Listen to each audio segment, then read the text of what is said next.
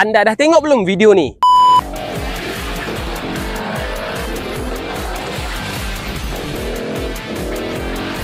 Keupayaan Vanguard 250 untuk merentasi jalan off-road bukan sahaja bergantung kepada kualiti enjin dan chassis yang solid, tetapi ground clearance yang tinggi. Dan untuk pengetahuan anda, Vanguard 250 ni mempunyai ketinggian ground clearance setinggi 160 mm.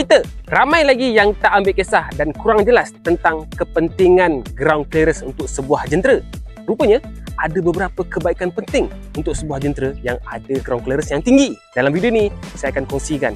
Tapi seperti biasa, buat anda yang masih belum follow, like, komen dan share video dan akaun ni, jom sama-sama tunjukkan sokongan anda kepada jenama motosikal tempatan dengan cara klik butang-butang tersebut.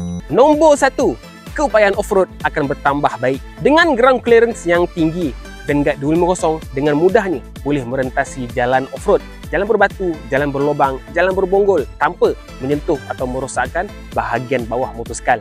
Yang kedua, keselesaan dan keselamatan akan bertambah. Sewaktu di atas jalan yang tak rata, terutamanya jalan kampung ataupun jalan luar bandar, ground clearance yang tinggi akan membantu untuk mengurangkan hentakan kepada penunggang. Dan kerana kurang hentakan, ianya akan secara langsung melindungi bahagian enjin ataupun exhaust. Dan nombor 3, menambah versatility untuk obstacle yang tak dapat dijangka. Semasa anda menunggang dalam bandar ataupun anda keluar menjelajah, Vanguard 250 memberikan anda keyakinan untuk melalui jalan-jalan yang tak dapat dijangka, seperti lubang atau lopak yang dalam.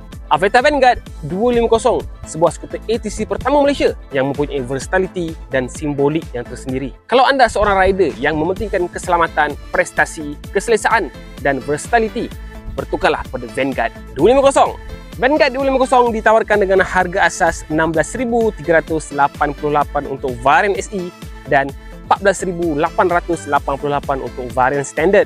Jom layari www.aveta.com.my untuk info lanjut.